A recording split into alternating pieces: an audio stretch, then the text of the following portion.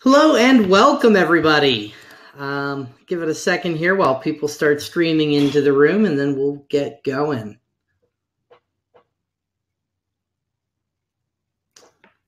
All right. Looks like people are joining right now, just joining into the room. We're going to give it about a minute, minute and a half, 2 minutes tops. Very conscious of all of your time and you know how precious your time is. So just give us a couple minutes here for the last people to get into the room, and we will be good to go and dive right on into this webinar.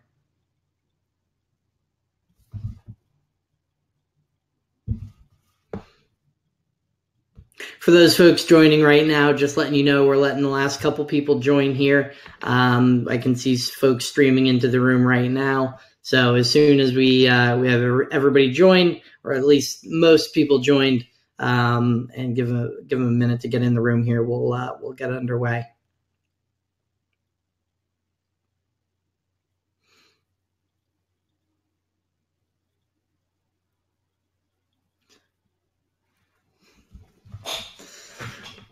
All right. Well, at this point, it is 3:01 by my clock anyway. So I think we are just going to dive right on in, get started. Folks can join the room, you know, as we go here. We can always see the recording back on reti.us. So first of all, thank you to the folks that have joined. Greatly appreciate your time. Thank you for being here. We certainly hope it's valuable for you and you take away some great information. My name is Alex Camelio, and I'm going to switch over now onto the screen share so that you can get all of the slides as opposed to this beautiful face. So give me 1 second and we'll switch over there. And so as you see, the course and what we're going to be doing today, the webinar for today is called How Technology Can Ruin Your Real Estate Business. And there's something you see on there, which is CRS. And the reason that CRS is on there is this webinar, and a good bit of the information from this webinar is part of a course that 3 people from the Real Estate Technology Institute, myself, Craig Grant, and Juanita McDowell, all put together a full day CRS course on data security. It's about how technology can ruin your business. So what we're going to be doing today is we're actually going to be covering a few of the, what I call top 3 anyway, of the tons of items that course covers. So we're going to give you some information to improve, you know, what you're already doing in terms of data security, and then give you a little bit of a preview of what that course is. And you know what it will be in the future. So to start out, give you a little bit of background about myself and who I am. My name is Alex Camelio. I am one of the instructors at the Real Estate Technology Institute. But for my main job, I am the CEO of a group called the Agent Inner Circle. It's a community of about 50,000 real estate agents where we share ideas on marketing and basically how to improve our businesses pretty consistently. It's a blog that's been run for about the last 10 years, so certainly go check that out. I'm also a data security hobbyist and founded a tech company and sold it before, and I'm a speaker all over the place. But enough about me. Let's actually dive into the content and the material today. And that begs the question, why are we here? Well, if you've been paying attention to the news recently, whether it's the last day, month, year, or even couple years, you've probably seen that there have been a number of companies that have been what we call compromised, which is there are a number of companies who have been hacked, who have had data breaches and data given away to people, and just have not had a good time in terms of compromising their clients' information. Now, some of those folks, in fact, all of the folks that you see here on this screen are folks who have been hacked sometime over the last about 1.5 years at this point. Now, do any of these look familiar, right? Kind of amazing. Apple, Target, Adobe, Evernote, Dropbox, eBay, and even the Department of Justice. I mean, it's kind of rampant in terms of people getting hacked these days. I mean, how many of us use Adobe PDFs and know that there are that viruses can be stored right inside of a PDF.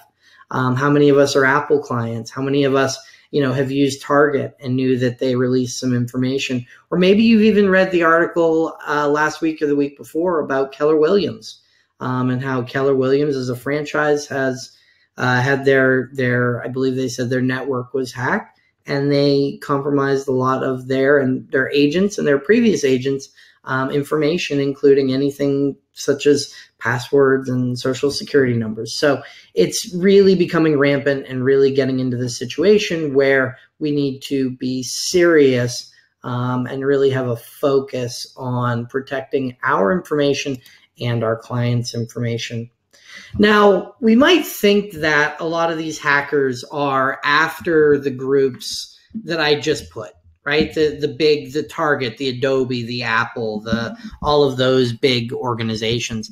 But in reality, they're after you, okay? They're after small businesses, okay? They're after the individual proprietor, the real estate agent, the small brokerage. They're going after the big brokerages too. They're going after all sorts of folks. But amazingly, the real targets are small businesses because they are what we call the low-hanging fruit, meaning they're the easiest target, right? The larger organizations that I showed, the Apples, the eBays, they have millions of dollars for data security teams, and they have millions of dollars for teams of people to come in and help if and when they do get hacked, right? That's not something that you have or a resource that you have, which means that you have to be really smart in terms of what you're doing to cover that information.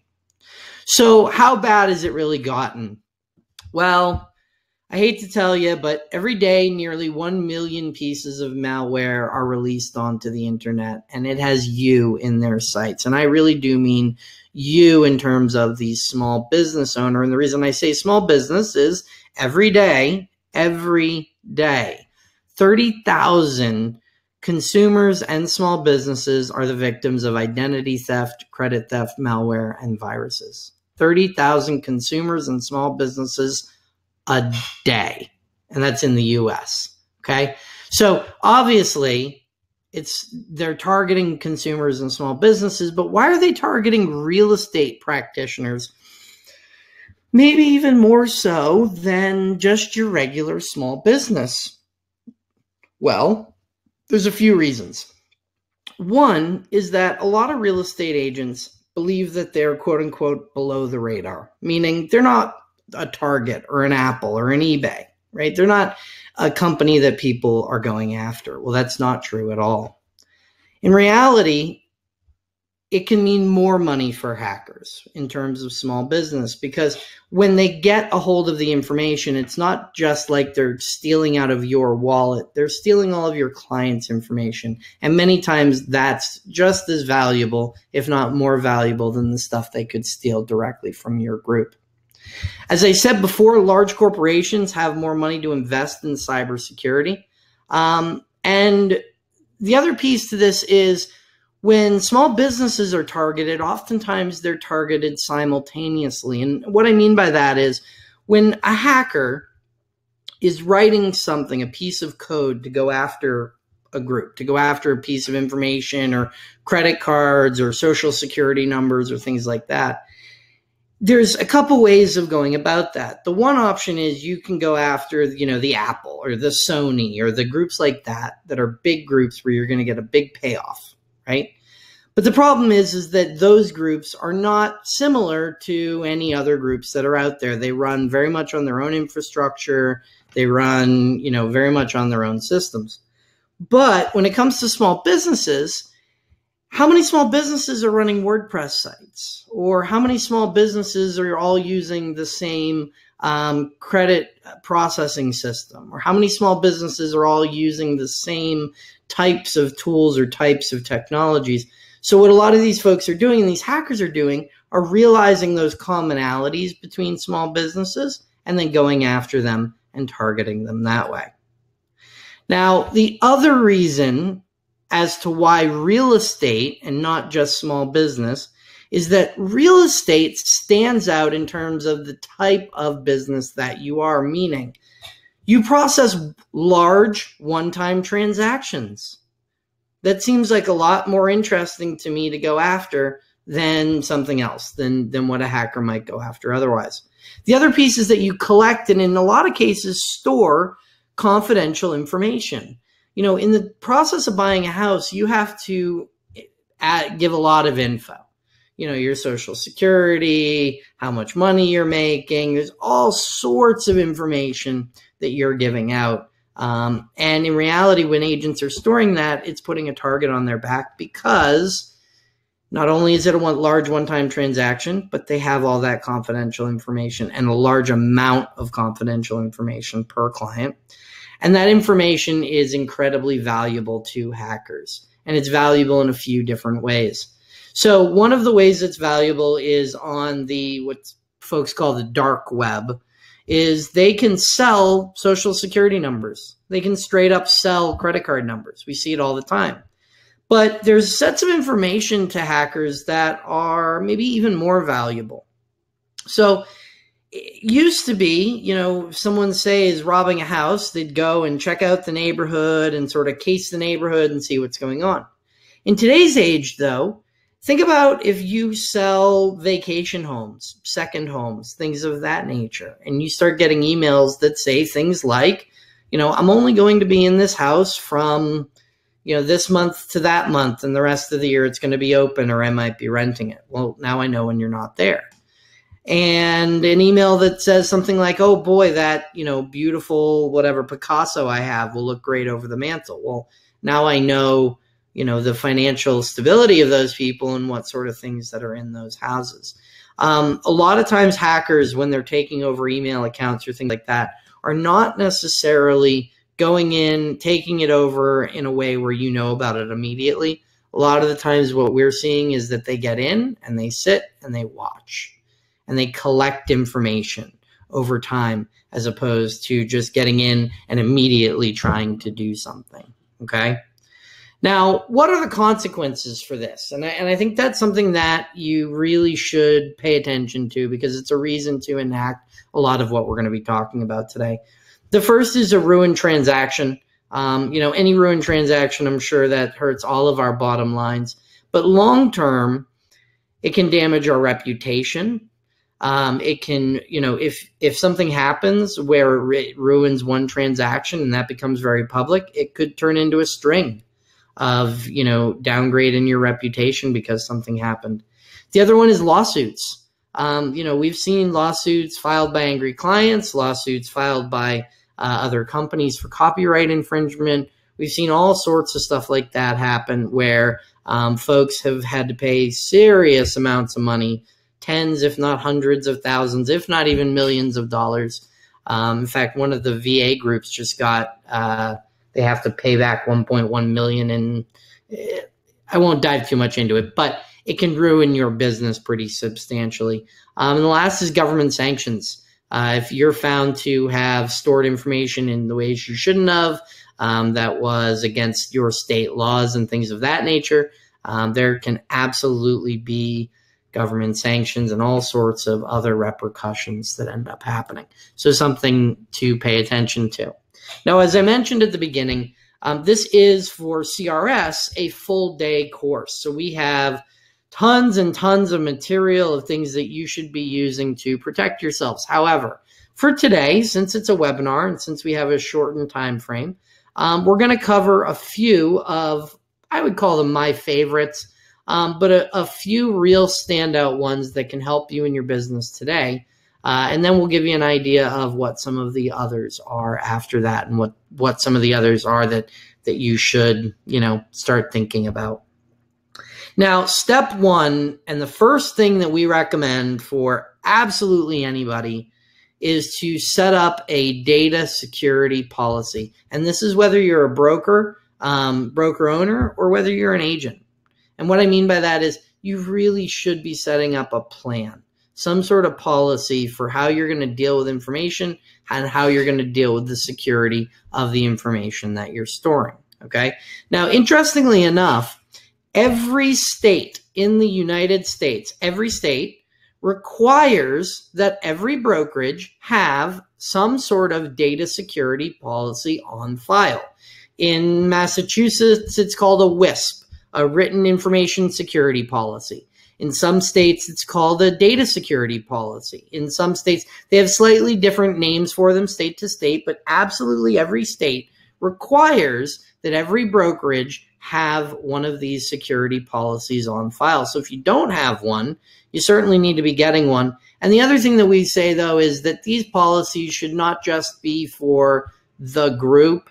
It should be for each one of you individually. And the reason being is that oftentimes most of what we see for people's information getting compromised or companies getting compromised is that one person didn't follow procedures. One person didn't do that.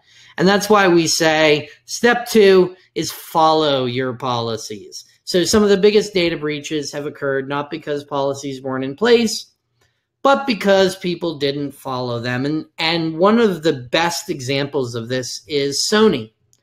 Sony released in the neighborhood of 40 million people's usernames and passwords. Okay, this is about 2 years ago. 40 million usernames and passwords. Now think about that for a minute, okay?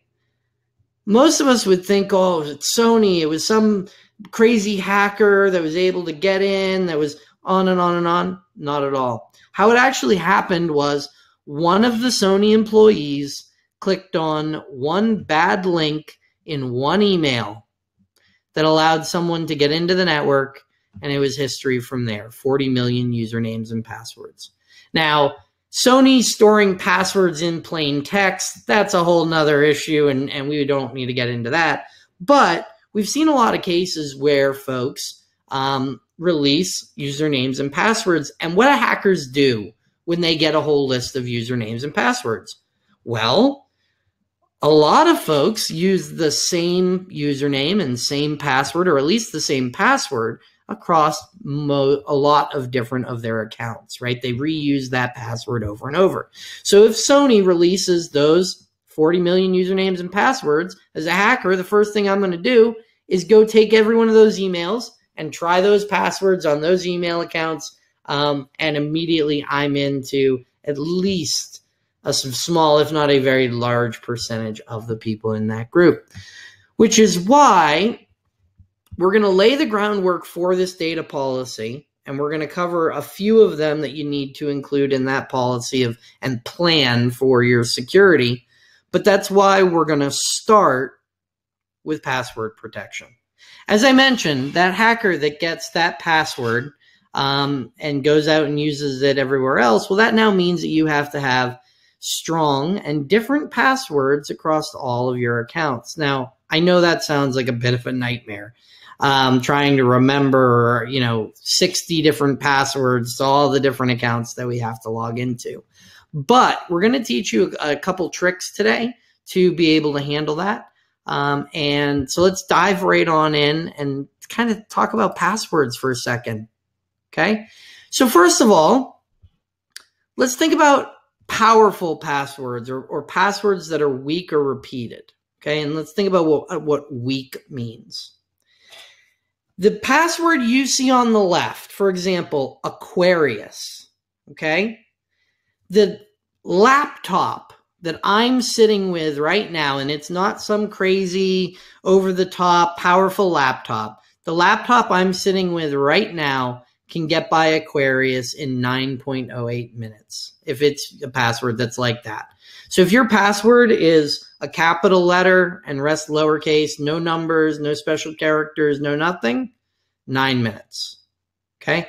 Aquarius 1, we add a number to it and it's 1.59 days.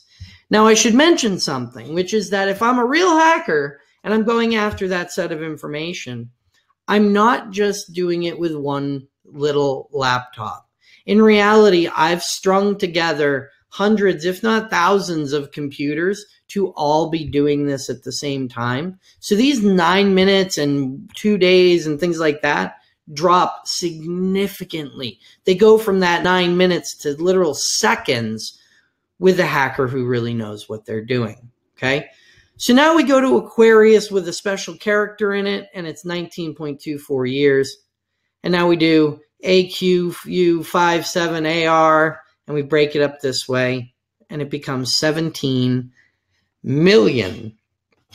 That's right, million years for a computer to get through a password like that of just guessing and checking on random combinations, okay? So this is the reasoning as to why all those companies say your password has to have an uppercase letter and lowercase and numbers and special characters, things like that. That's the reason that they do that, okay? Now, again, I know I'm sure on the other side you're going, but so I need a strong password with all these special characters and all these things, and now I need to remember multiple of those? Oh my God, what am I going to do? Well, first of all, in terms of creating a policy, you need to encourage all the members of your team to use a proper password with those mixture of numbers, symbols, lower and uppercase letters, because as we said and we showed before, a lot of times those data breaches are your weakest link, right? The person who has that weak password. Now, there are some solutions, okay, in terms of passwords and having them across all your different devices. So first of all, you need to have a password on the lock screen and or any folder or partition that you want on your devices, meaning you need to have a password across everything. I should not be able to get into your phone by just swiping and opening. Should not be able to get into your computer by just turning it on. Absolutely every device that you have needs to have some sort of password on it. Now, I mentioned that there are a couple of companies out there who can help with this, and we'll give you what they are, what they do, some reasons to use them, and then some reasons that maybe you don't want to, okay? So first, there is a automated password solution option, which is for very little money, you can work with a company like LastPass or 1Password. And what they do is they are a website, an app, piece of software, all that sort of stuff, where you put in one password to their system, and then they deal with all the passwords for everything else and automatically log you into everything else. So they set long passwords, they set, they update the passwords consistently. They do all the behind the scenes of managing passwords for you. Now, that sounds all well and good, and in a perfect world, if groups like this worked perfectly, I would say, you know what, this is the solution to go with. And in reality, it's not a bad solution. For a lot of folks out there, this is an absolutely great solution. The likelihood of them being hacked is not that huge. But that being said, all 9 password vaults, so those password managers we were talking about, including LastPass, all 9 of the major ones out there have had some sort of compromise, meaning have had some sort of breach within the last year. LastPass was the very last one standing.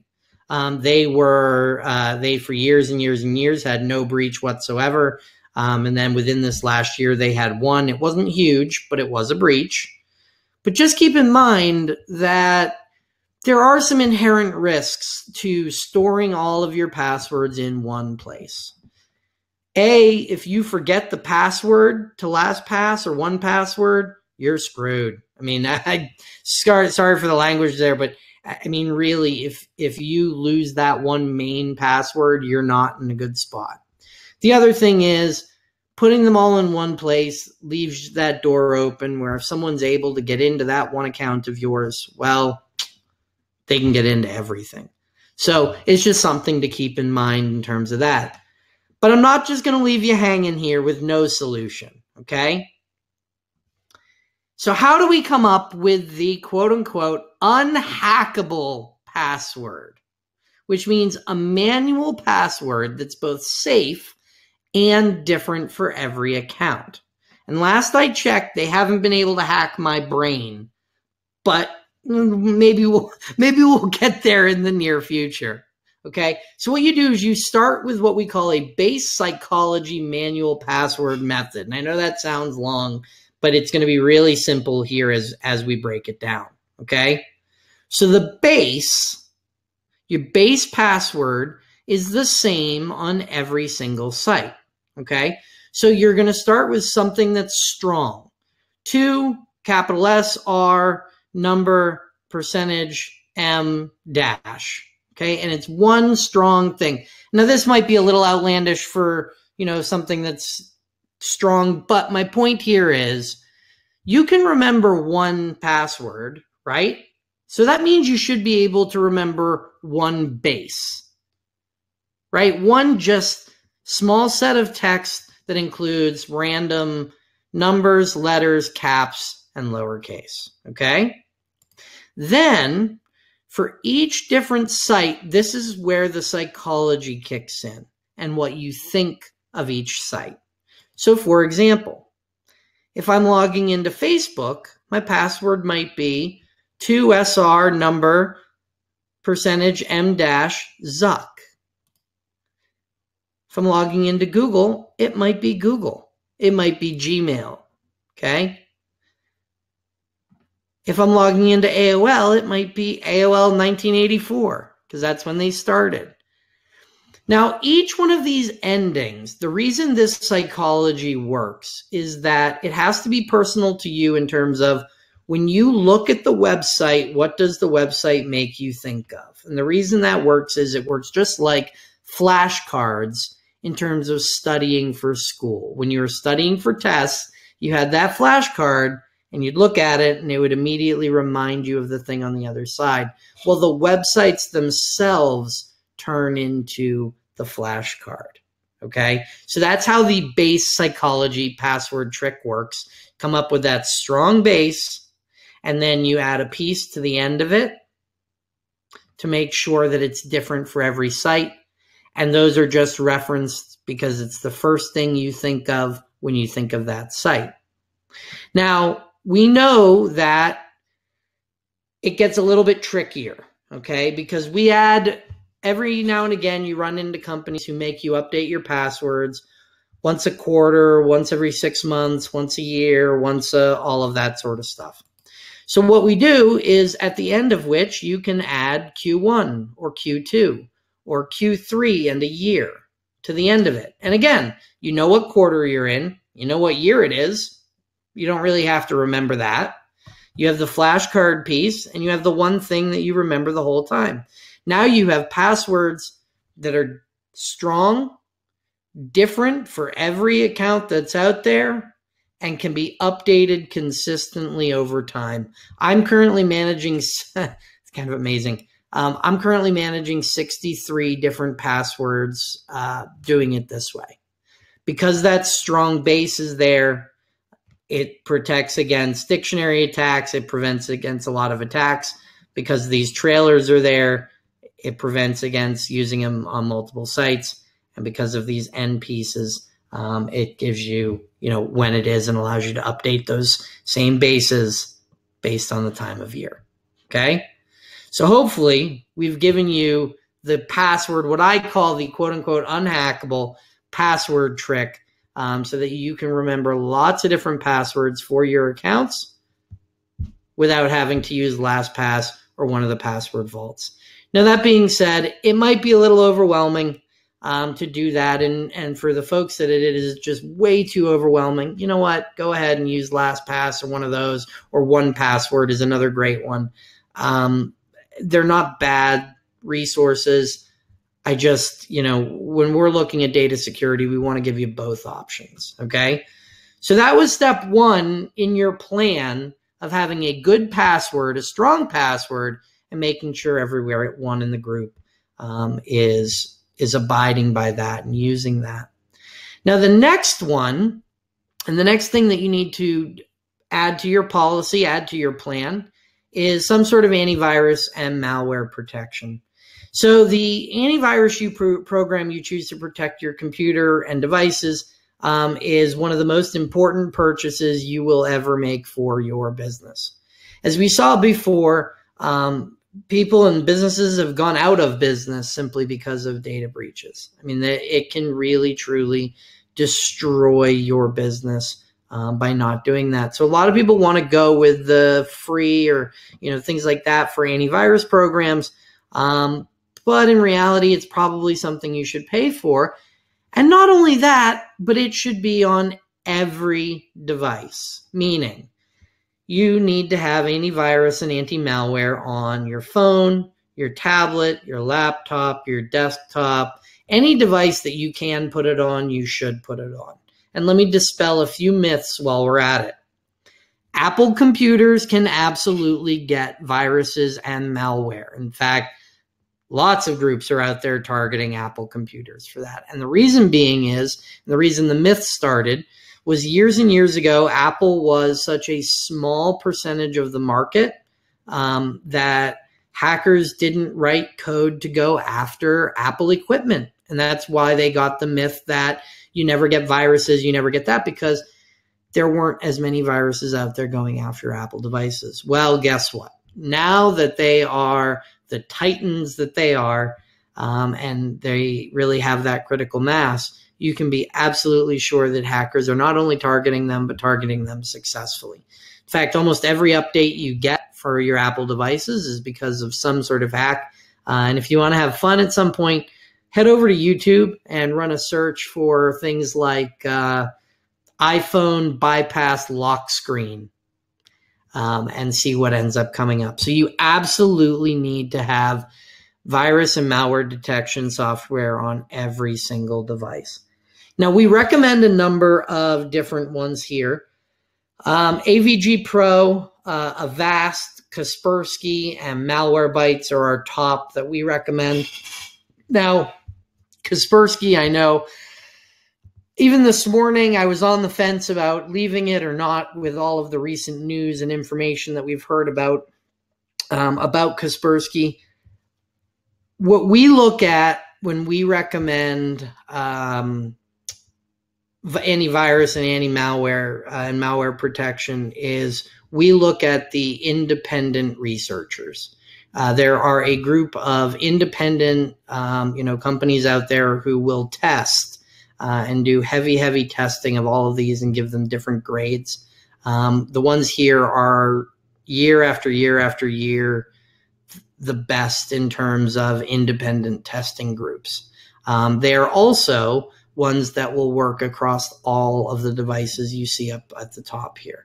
So Windows, older Mac, iOS devices on your phone, new Windows Phone, Android devices, really does work across the gamut. So make sure you're protected.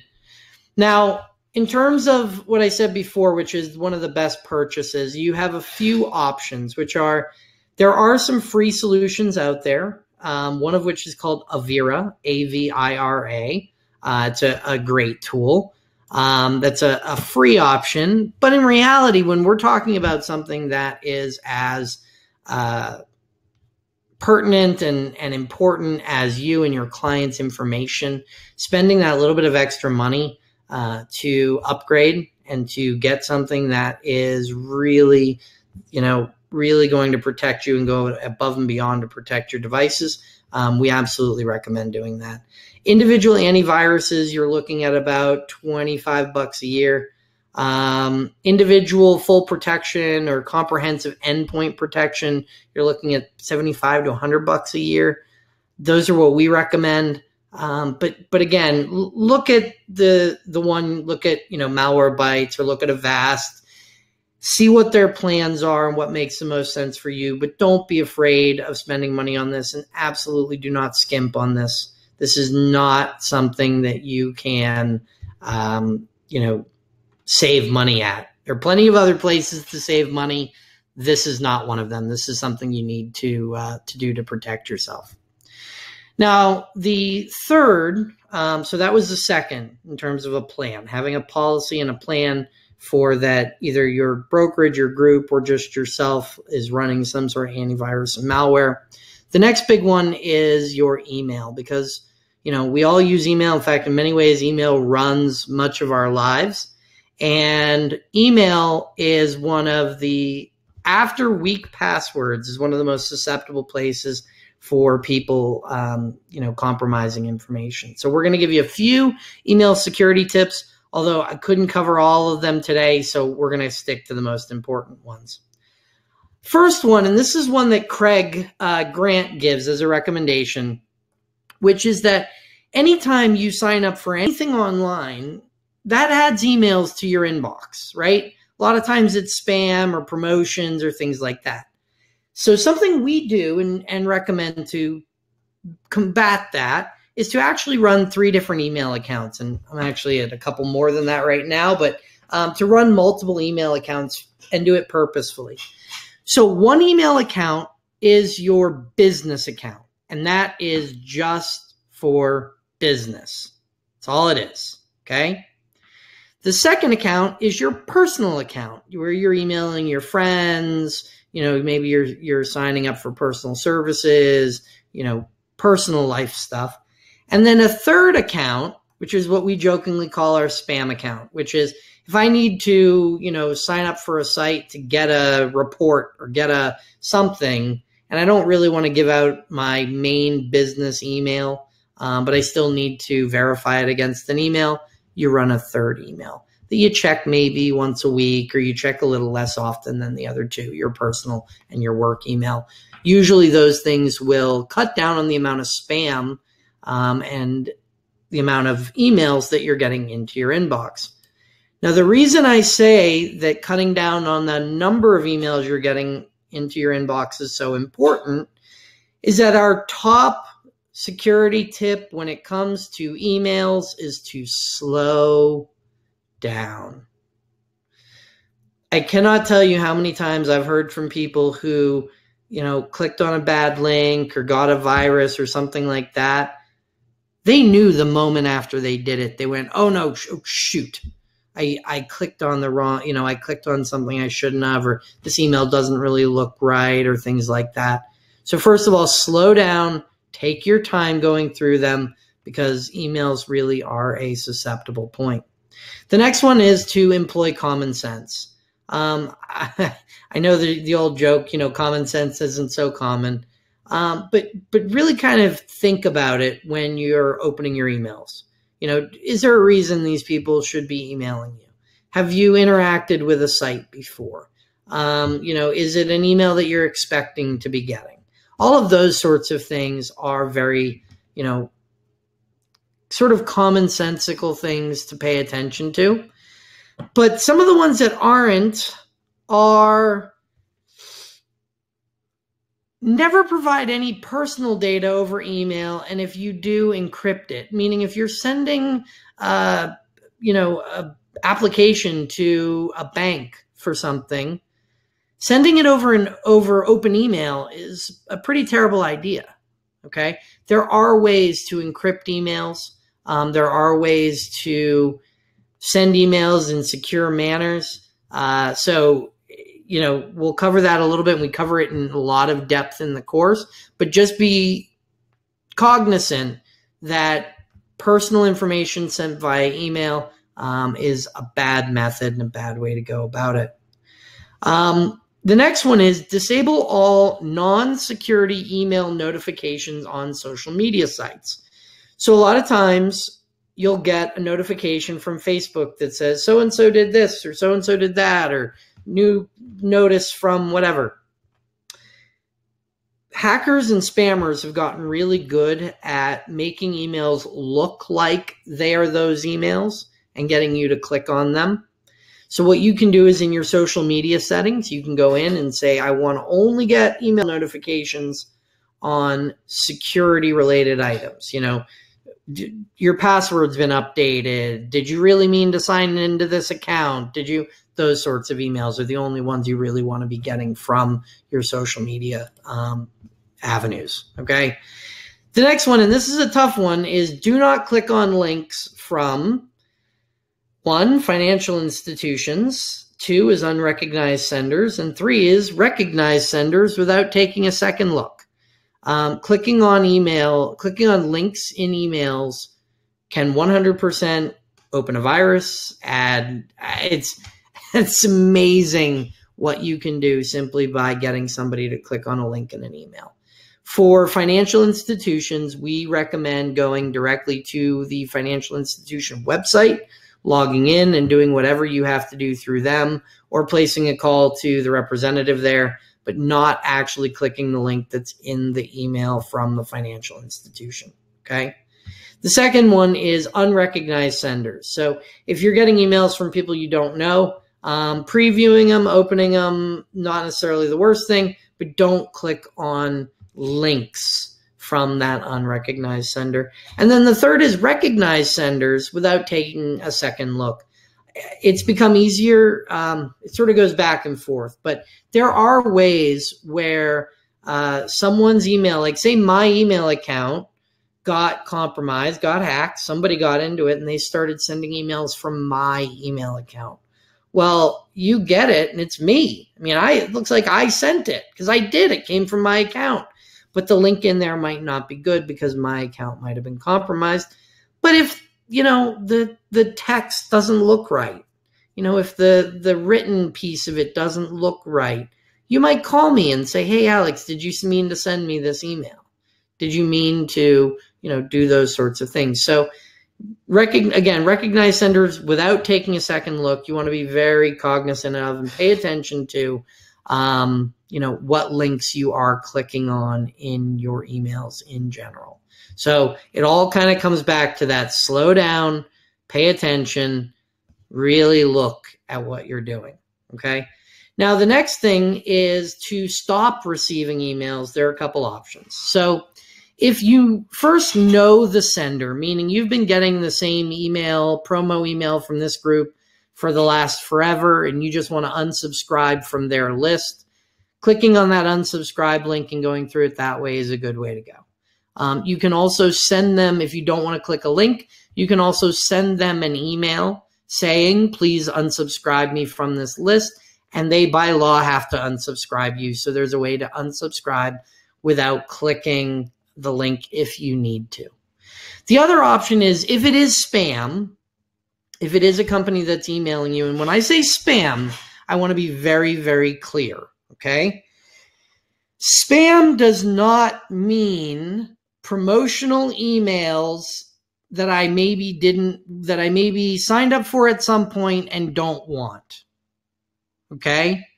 Spam is that someone has illegally gotten your email address and has started sending you emails when they are not allowed to, when you have never given out your email address to that group whatsoever, okay?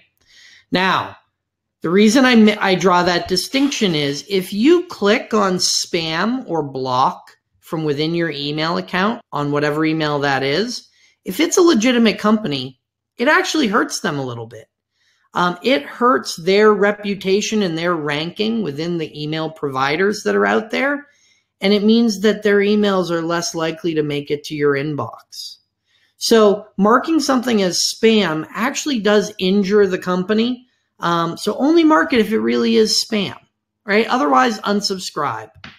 The last option is to create a filter or a rule where all of the emails that come in from a certain group or from a certain email or from a certain whatever, I mean, with Gmail, you can set it up to have them automatically delete, skip your inbox, never see them, all that sort of stuff. So there are a lot of things you can do with filters and rules within your email, and I recommend running some Google searches on how to do that within whatever platform you're using, because they're a little bit different between, say, Outlook and Gmail and some of the various email providers that are out there, okay?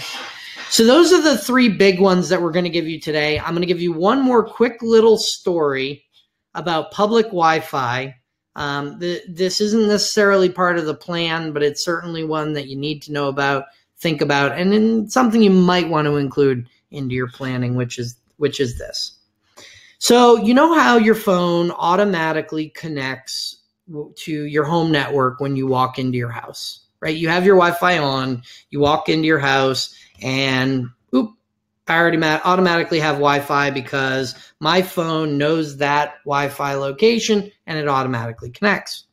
Well, here's the thing.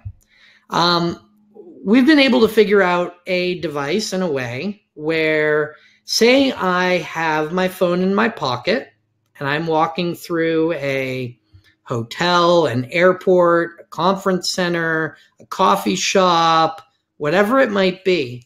My phone is constantly going, hey, home network, are you there? No? Okay. Hey, home network, are you there? Well, guess what? We actually figured out how to make a device that takes the signal that your phone is sending out saying, hey, home network, are you there? And it sends back a signal saying, yes, it's me, I'm your home network. And your phone, you'll be sitting in a coffee shop and your phone will automatically connect to my network thinking it's a home network, even when it really isn't. And the moment that I have that piece of information and I have that connection, you're done. I own you. I own your information. I own your phone. I own the information on your phone. I own all the information you're passing over it. So public Wi-Fi is a scary thing, but even beyond just public Wi-Fi, leaving your phone on and roaming for Wi-Fi signal while you're out in the world is certainly something you don't want to do. You want to, when you leave the house, when you disconnect from that network, you want to turn Wi-Fi off when you're out working in the world. Okay, so be very careful of public Wi-Fi or hotspots. If you're using a free public Wi-Fi network or hotspot, like at the airport or things like that, there's something you can use that's called a VPN, which is a virtual private network. Basically, what it does is it sets up a little tunnel through the internet that encrypts all the information so that even if someone were to be looking at that information as it's passing by, they couldn't do anything with it because it's in that VPN. It's in that little tunnel that they can't get to. There are some interesting and good sources out there for VPNs. Basically, again, do a Google search for VPN. And some recommendations are out there for what folks use. There are some free ones. There are some paid ones. It really depends how much you're going to be using it and what you're going to be doing with it, what sort of data you're going to be using, that sort of stuff. So again, VPN, if you do have to connect to public Wi-Fi or public hotspots, okay? So those are the main ones that we covered. I did a sort of three and a half of the main plan items that you need to include within a policy for yourself to make sure that you and your client's information is secure. But wait, there's more. In the CRS full day course itself, we also cover, and this isn't even the full list. I just wanted to give you a little taste of some of the other things that we cover as part of this full day CRS course, just so you have an understanding of what it means to put a plan in place and really make sure that you are protected and your client's information is protected. So there's sections on downloading apps and software. There's sections on patching and updating programs, so the best practices on updating your software, how to remotely delete a device if it gets stolen or taken, collecting, storing, and transporting and destroying your client's data. So all the different states have rules for not only how you collect and store, but also how you destroy. If it's time to get rid of your client's data, well, it's one more rule that you got to pay attention to. We cover code of ethics and fair housing, cloud storage. One little note I'll give you is Dropbox is awful. Dropbox has been hacked, I think it's 6 times in the last year, but it's definitely more than 4. So there's 4 or 5 times Dropbox has been hacked in the last year. We recommend Google Drive, but we go into cloud storage, how safe is your website, how to correctly back up your computer, digital and electronic signatures, all the upsides and downsides to those, phishing scams and wire transfer fraud. I know wire transfer fraud has been a big one lately in ways that you can avoid that, managing your online reputation, copyright infringement, and even down to what do you do after being hacked, okay? And the list goes on and on and on, but it's a full day course and a great course that covers how to create a plan and a policy so that you are not that low-hanging fruit. So in closing, I want to mention 3 things. First is the casing the neighborhood and the best house on the block. In reality, what we're teaching you and what we've taught you today and what we teach as part of this CRS course is that it's impossible to say that you'll never be hacked. Okay? It's impossible to say that, and we'll never say that even if you implement all of these things, that it's impossible for you to be hacked. But what it really comes down to is the concept of casing the neighborhood, which is, are you that low-hanging fruit? Do you have locks on your windows and doors? Is your house well lit? Do you have a security system? Do you have security cameras? Do you have all the same things for your house are the same for the internet? The more barriers that you put up for someone going after you or your client's information, the better you're going to do and the less likelihood that you are going to be compromised. So we don't want you to be that low-hanging fruit or the weak link, okay? The other big one is that one link, that one weak link, just like in business, just like in teams, can open a security hole that makes everybody vulnerable. So you want to make sure that you're not the reason for it, but you also want to be the coach, okay? You want to be secure yourself, but the best way to stay secure is to work as a team. So we really ask that you bring this information back to your group, let them know, talk to them about safe passwords, about how to protect their information, because in reality, you know, we're only going to be able to do this together, and our industry absolutely needs it. We're getting to this point where, you know, we can't suffer a bunch of bad PR because all of our accounts are getting hacked and deals aren't going through and all of those sorts of things. So, you know, we want to help teach you, but we want you to help us in terms of being the coach and really advocating it out there and staying out there and vigilant and going, we absolutely need better policies and a plan to make sure that we keep our information and in some ways, more importantly, our clients' information as safe as possible. So, as we said before, step 1, implement a data security policy. Step 2, actually follow it. Now, we've covered a lot today. We're getting to the end of our time. I'm going to open it up for questions and answers. If there are questions, feel free to just put them into the chat. And I'm more than happy to answer them. I'm going to leave this open for a few minutes here. And if not, I'll also mention a few things while we're doing that. First is that this has been brought to you by the Real Estate Technology Institute. RETI is a fabulous platform. Basically what it is if you go over to reti.us, you can check it out. It is a website with training videos so that you can learn at your own pace how to work with all sorts of different pieces of marketing, technology, all of those sorts of things, okay? So Kelsey says, do you have any recommendations for apps to store passwords? So Kelsey, here's the thing. We talked about this before. The two, and I can actually back up to this, the two that we recommend, if you are going to go that route, is LastPass or one that's called 1Password. If you are going to use Data Vault for storing passwords, those are probably your two best options. But as I mentioned in the webinar, all 9 major password vaults have been compromised, have been hacked within the last year, including LastPass, including 1Password. These two, the way they were hacked was not very bad compared to the others. It's not like, everybody's information got out there and all those sorts of things. They just found a small vulnerability in being able to get into an account somewhere, and they fixed it pretty quickly. But that being said, I'm always skeptical of anything where you store all your passwords in one place. So, but these would be the two recommendations if you are going to go that route.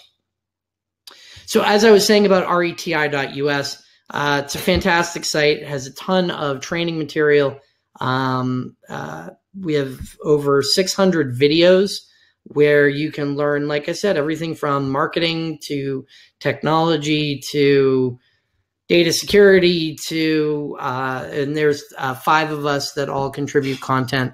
Myself, Craig Grant, Juanita McDowell, Amy Smythe Harris, and Warren Dow are all the contributors for it. Absolutely, Kelsey. Do you mind me asking, which one do you have currently?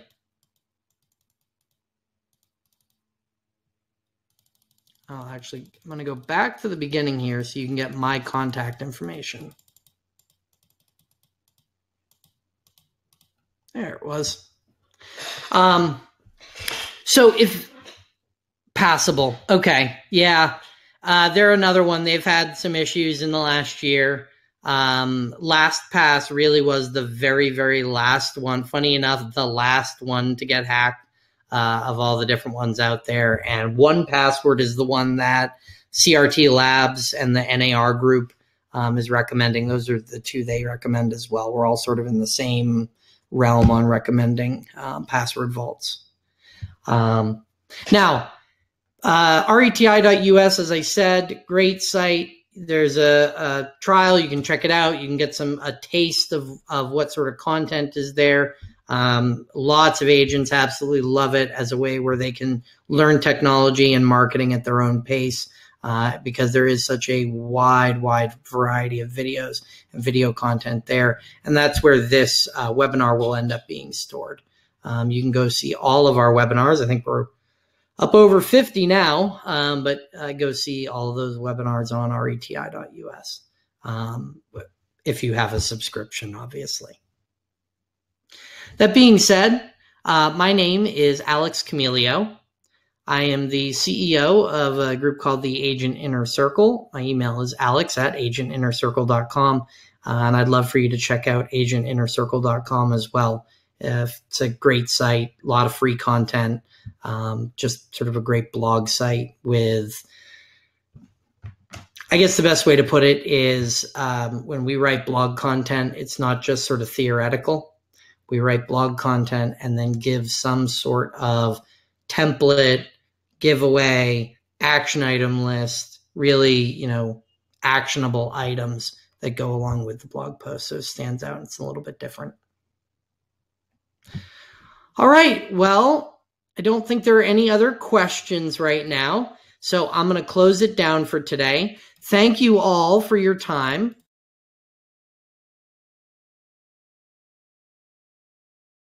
Today, I greatly appreciate it.